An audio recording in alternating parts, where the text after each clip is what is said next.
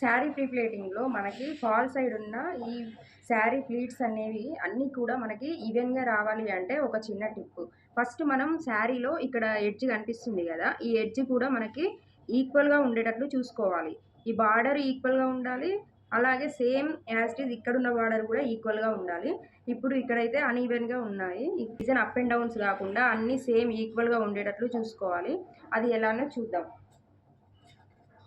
First అయితే మనం శారీని పైనుంచి ఎక్కడ ఫోల్డింగ్స్ లేకుండా ఇలా నీట్గా మనం డౌన్ పార్ట్లో ఎక్కడ ఫోల్డింగ్స్ లేకుండా చూసుకోవాలి. ఈ బార్డరు అండ్ ఈ ఈ మనం ప్రిల్స్ పెట్టాము కదా, ఈ బార్డర్ కూడా ఈక్వల్గా వచ్చేటట్టు చూసుకోవాలి.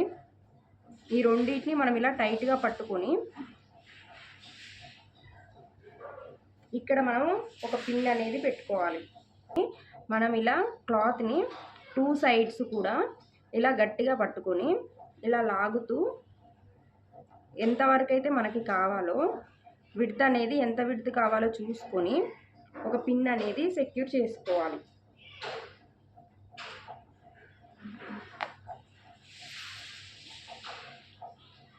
ఇలా పిన్స్ అన్నీ కూడా మనము ఇలా మిడిల్లో ప్లేస్ చేసుకుంటే ఫ్రిల్స్ అనేవి డిస్టర్బ్ అవ్వకుండా ఉంటుంది.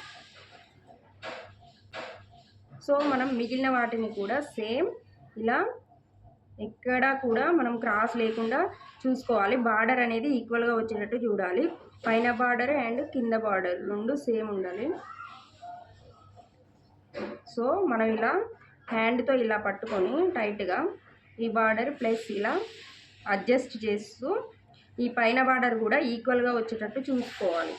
ఇలా నాకు పైన గ్యాప్ అనేది ఇంత విడ్త్లో వచ్చింది. సో నేను ఇక్కడ ఈ విడ్త్లోనే మనం ప్లేస్ చేసుకున్నాను. కానీ మనకి గ్యాప్స్ అనేవి అన్నీ కూడా ఈక్వల్గా వచ్చేటట్టు చూసుకోవాలి మ్యాక్సిమం.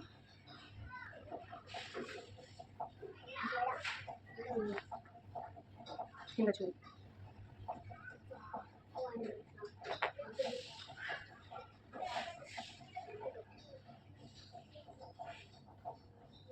ఇలా అన్నీ కూడా ఈవెన్గా ఉండేటట్లు చూసుకొని ఇలా పిన్స్ అనేవి పెట్టుకొని సెక్యూర్ చేసుకుంటే మనకి ఈ ఫ్రిల్స్ అనేవి డిస్టర్బ్ అవ్వకుండా ఉంటుంది. సో మనం ఇప్పుడు నీట్గా ఐరనింగ్ అనేది చేసుకోవాలి. ఇలా ఐరన్ చేసుకోవడం వల్ల మనకి ఈ బార్డర్స్ అన్నీ కూడా చాలా ఈక్వల్గా వస్తాయి. పైన బార్డర్ అండ్ కింద బార్డర్ కూడా ఈక్వల్గా వస్తుంది. సో ఇలా ఒకసారి ట్రై చేయండి.